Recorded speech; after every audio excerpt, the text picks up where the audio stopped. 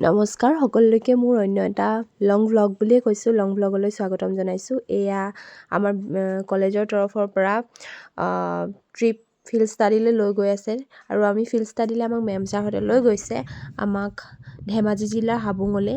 ইয়াতে আমি হাবুঙৰ গ্ৰাম্য অঞ্চলত আৰু লগতে বিদ্যাধা লিভিং নামৰ যিখন প্ৰাঞ্জল বুঢ়াগোহাঁই ছাৰৰ যিখন সপোনৰ ঘৰ, তাত গৈ আমি কি কৰিম, আমি ছাৰ্ভে কৰিম, মানে আচলতে গৱেষণা কৰিম। এইবাৰ আমাৰ প্ৰথম এক্সপিৰিয়েঞ্চ, ফিল্ড ষ্টাডিৰ প্ৰথমটো এক্সপিৰিয়েঞ্চ হয়। ত' প্ৰথমটো এক্সপিৰিয়েঞ্চৰ ফালৰ পৰা বহুত ভাল লাগিলে গৈ, ঠাইডোখৰলৈ গৈ ইমান ভাল লাগিলে। প্ৰথম হাবুঙৰ যি বিখ্যাত হাবুং চাউলুং চুকাফাৰ যি এটা মন্দিৰ পোৱা যায়, হাবুং বুলি ক'লে সেই মন্দিৰটোৱে নহয় জানো, গতিকে সেই ভাগত গৈ সকলোৱে চাকি বন্তি জ্বলাই, সেই মন্দিৰ ভাগত আমি সোমালোঁ। তাত গৈ ধুনীয়াকৈ চাকি বন্তি জ্বলোৱা হ'ল। তাৰপিছত আমাৰ যিহেতুকে টাইমটো আমি আচলতে আমাৰ অলপ যোৱাটোত পলম হৈছিলে কাৰণে আমি তাতে বেছি দেৰি থাকিব নোৱাৰিলোঁ। যিসকলে গ্ৰাম্য অঞ্চলত ছাৰ্ভে কৰিব, অৰ্থাৎ যিসকলে গ্ৰাম্য অঞ্চলতে কৰিব তেওঁলোকৰ ৰিচাৰ্চটো, তেওঁলোকে তাতে কৰিলে আৰু আমি পটাপট আমি সেইডোখৰ ঠাইৰ পৰা ওলাই দিবলগীয়া হ'ল। আমি যিহেতুকে আমাৰ আৰু অকণমান দূৰত গৈ বিদ্যাধা লিভিং স্কুলখন আছিলে, আৰু সেই বিদ্যাধা লিভিং স্কুলখন মৰিধল গাঁৱতেই আছিলে বুলি ক'ব পৰা যায়।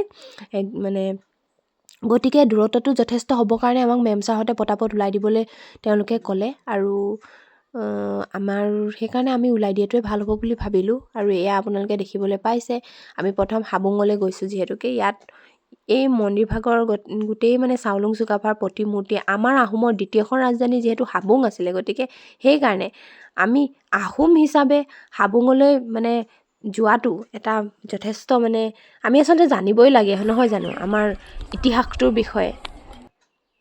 তাৰপিছত আমি বাছত উঠিলোঁ, বাছত উঠি বিদ্যাধা লিভিং স্কুলখনলৈ গ'লোঁ। তাত যিহেতুকে আমাৰ ছাৰ্ভে টপিকটো মোৰ আছিলে যে টিচাৰ এণ্ড ষ্টুডেণ্টৰ মাজৰ ইণ্টাৰ ৰিলেশ্যনটো চোৱা, গতিকে মোৰ ছাৰ্ভে টপিকটো ৱাইজ মানে মই টিচাৰ এণ্ড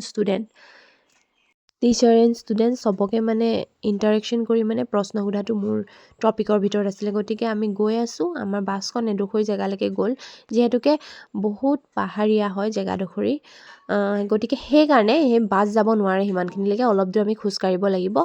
আৰু সঁচাকৈ তাৰ যিটো পৰিৱেশ, বিদ্যাধা লিভিং প্ৰাঞ্জল বুঢ়াগোহাঁই ছাৰৰ সপোনৰ ঘৰখন সঁচাকৈ বহুত বেছি ভাল লাগিলে। এখন তেওঁৰ তাতে তেওঁৰ যিহেতুকে তেওঁ এজন ডিব্ৰুগড় ইউনিভাৰ্চিটিৰ প্ৰাধ্যাপক হয়, গতিকে তেওঁৰ যি পুঁজি, সেই পুঁজিৰ দ্বাৰাই এই স্কুলখন গঢ়ি তুলিছে। এখন প্ৰাইভেট স্কুল হয়। এই স্কুলখনত সাধাৰণতে কি হয়, শিক্ষাৰ্থীসকলক মানে সৰ্বাংগীন বিকাশ সাধনত গুৰুত্ব দিয়া হয়, কেৱল নম্বৰমুখী শিক্ষাৰ ওপৰতে গুৰুত্ব দিয়া নহয়। কেনেদৰে এটা প্ৰকৃতিৰ লগত কেনেদৰে এটা সুন্দৰ জীৱন যাপন কৰিব পাৰি, লগতে জীৱনটো কেনেকৈ সৰ্বাংগীন মানে বিকাশ সাধন কৰিব পাৰি, তাৰ ওপৰত মেম ছাৰহঁতে গুৰুত্ব দিয়ে। স্কুলৰ কেম্পাছটো বহুত বেছি ধুনীয়া হয়। মোৰ ডিঙিটো মানে অলপ অৱস্থাটো বেয়া হৈ গৈছে দেই, বেয়া নাপাব আপোনালোকে। বহুত বেছি ধুনীয়া হয়। এনেকেই মানে আগতে টুল শিক্ষাত এনেকৈ কৈ শিক্ষা দিছিলে, তেনেকুৱা নিচিনা মানে ইমান ধুনীয়া পৰিৱেশ। তেওঁলোকৰ মাজত আপোনালোকে বিশ্বাস কৰিব, এতিয়ালৈকে তেওঁলোকে মোবাইল ব্যৱহাৰ নকৰে।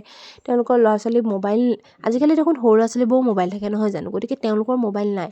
এইবোৰ তেওঁলোকৰ বহুত প্ৰতিভাশালী হয় ল'ৰা ছোৱালীবোৰ।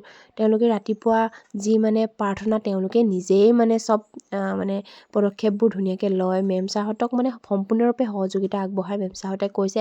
আনকি মেম ছাৰহঁতে তেওঁলোকৰ লগত বেডো শ্বেয়াৰ কৰে। ইয়াৰে মানে 27জন শিক্ষক আছে, তাৰে 13জনে থাকি লয়, বাকী 13জন মানে বাকী কেইজন মানে যিহেতুকে 27জন আছে, গতিকে 13জন থাকি লয়, বাকী কেইজন মানে অহা যোৱা কৰে। তো এগৰাকী মেম আছিলে, ৰিমঝিম মেম। এওঁৰ মানে ছ'চিয়লজি মাষ্টাৰ্ছ কৰি মেলি তেওঁ ওলাই আহিছে। তেওঁ এতিয়া ছ'চিয়লজি যিটো ছ'চিয়েল ছায়েন্স, সেইটো এওঁৱে পঢ়াব, মানে নতুনকৈ এওঁ জইন কৰিছে। গতিকে এই মেমক লগ পাই বহুত বেছি ভাল লাগিলে। এই মেমে আমাক গোটেইখিনি তদাৰক কৰি দিলে, কেনেকৈ মানে তেওঁক তদাৰকটো কৰি দিয়াৰ ফলতে আমাৰ সম্ভৱ হৈ উঠিলে। আমি ষ্টুডেণ্টক লগ পালোঁ, আমি তাতে গৈ মেলি জিৰালোগৈ, চাহ খালোঁ। ইমানেই ভাল লাগিলে, ইমানেই ধুনীয়া নাই, সকলোৱে যোৱাৰ পিছতে আমাক প্ৰণাম কৰিছে। ইমান ভাল লাগিলে, মানে এনেকুৱা ধৰণৰ আচৰণ মানে আজিকালি খুব কমেই দেখিবলৈ পোৱা যায়। বিদ্যালয়খন সঁচাকৈ বহুত লেখত ল'বলগীয়া বিদ্যালয়। এনেকুৱা বিদ্যালয়ত ল'ৰা ছোৱালী যদি পঢ়ে, তেতিয়া মানে আচৰণ মানে যিটো আমাৰ আচৰণৰ যিটো এটা শিক্ষা থাকে, নহয় জানো, আজিকালি আচৰণ পাতিবোৰ মানে বহুত মানে কৃত্ৰিমতাৰ যুগত মানুহৰ আচৰণবোৰ হেৰাই যাবলৈ ধৰিছে। গতিকে এই সকলো ফালৰ পৰা ইয়াত শিক্ষা দিয়া হয়, সকলো ধৰণৰ শিক্ষা দিয়া হয়। কেৱল পঢ়াটোৱে নহয়, কেনেকৈ মানে সাৰ্বজনীন বিকাশ সাধন কৰিব পাৰি, বৃত্তিমুখী শিক্ষাও দিয়া হয়। ইয়াতে কৈছে যে কেৱল পঢ়ি নম্বৰ গোটালেই নহ'ব, আমি কেনেকৈ মানে জীৱনটোক জীয়াব লাগে, সেই জীৱনটোক জীয়াবলৈ ইয়াত শিকাইছে। গতিকে সেই প্ৰাঞ্জল বুঢ়াগোহাঁই ছাৰৰ যি সপোনৰ ঘৰখন সঁচাকৈ মোৰ বহুত বেছি ভাল লাগিলে।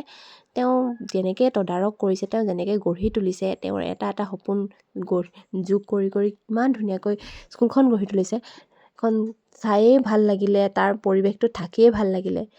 আৰু তেওঁলোকে কেনেদৰে মানে মেমগৰাকীয়ে কৈ আছে কেনেদৰে মানে এই বিদ্যালয়খন পৰিচালনা কৰা হয়, কেনেকৈ মানে এখন গঢ়ি তুলিছিলে। এখন প্ৰাইভেট স্কুল হয়, যিহেতুকে আমিও বহুতখিনি প্ৰশ্ন সুধিলোঁ, তেওঁলোকে কেনেকৈনো চলাই আছে স্কুলখন, কেনেকৈ। তেওঁলোকে কৈছে আমি জিৰ' বেলেঞ্চতো কেতিয়াবা চলাই থাকিবলগীয়া হয়, কিন্তু আমি কেতিয়াও কিন্তু সেইটো তেওঁলোকক জানিবলৈ নিদিওঁ মানে ষ্টুডেণ্টখিনি। এয়া আমি ছাৰ্ভে কৰিবলৈ যিহেতুকে গৈছিলোঁ, আমাৰ ইণ্টাৰেকশ্যনটো ষ্টুডেণ্টৰ লগত আছিলে, ময়ো বহুতৰ লগত কৰি ল'লোঁ। আৰু এয়া লাষ্টত উভতনি যাত্ৰাটো এনেকুৱা লাগিছিলে যেন উভতি নাহিমেই, তাতে থাকিম এনেকুৱা লাগিছিলে। কেইজনমান ছাত্ৰ ছাত্ৰীৰ লগত আমি সকলোৱে ইণ্টাৰেকশ্যন কৰিলোঁ। আমাৰ যিহেতু মোৰ টপিকটো গমেই পাইছে, টিচাৰ এণ্ড ষ্টুডেণ্টৰ ইণ্টাৰ ৰিলেশ্যনটো জনাটোৰে মোৰ টপিক আছিলে। গতিকে মই ইণ্টাৰেকশ্যন কৰিলোঁ, ধুনীয়াকৈ সুধিলোঁ, টিচাৰৰ লগতো কথা পাতিলোঁ। তাৰপিছত মোৰ ব্লগটো ভাল লাগিলে লাইক কমেণ্ট কৰি